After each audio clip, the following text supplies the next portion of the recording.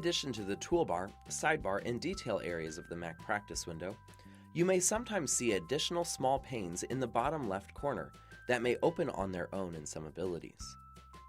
These small panes can be manually opened from any ability by clicking the buttons at the bottom left corner of the Mac Practice window. You can hover your mouse over these buttons to see a tooltip that explains what they do. The second icon, the one that looks like a webcam, will activate any camera you might have set up for this computer. Click the button again to take a photo using this camera and automatically associate it to this patient. Before you can use this feature, you will need to set up the video source in the Mac Practice preferences. The third button will hide and display any photos you may have attached to this patient. These can be photos taken using the camera option or imported from an external source. If you have any photos accessible from your workstation or stored on an external media, you can import these photos into this area by simply dragging them here. The next button displays and hides the small calendar, which is useful for navigating the schedule ability. The icon next to the small calendar opens and closes the Merge Fields palette. This pane offers several data pull fields that can be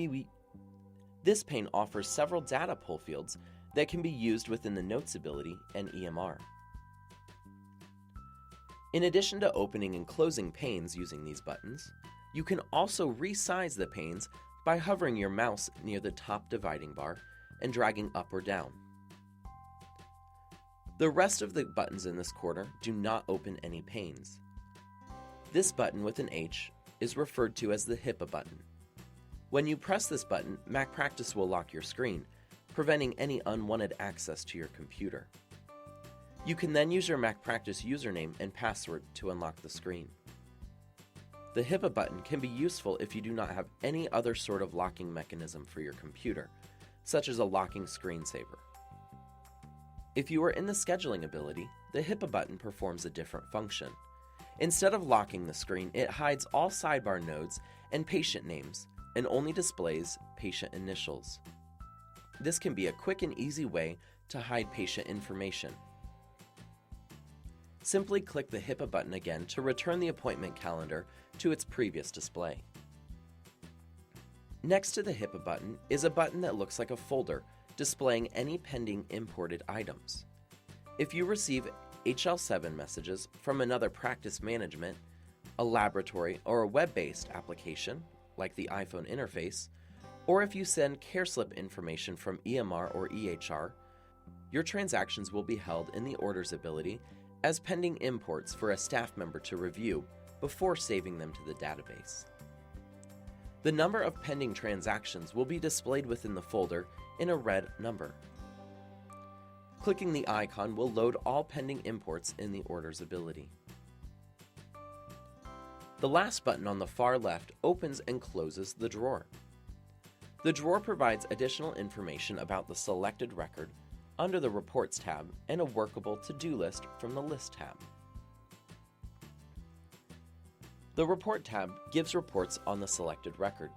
The type of reports available depends on what type of record is selected. Since I have a patient selected, I have the option to see the patients in this account or a history of this patient's record. This history will show me every time a user has made a change to this count within a selected date range. A print icon appears at the bottom of the drawer page as well, allowing you to print this report. Other records will give you different information.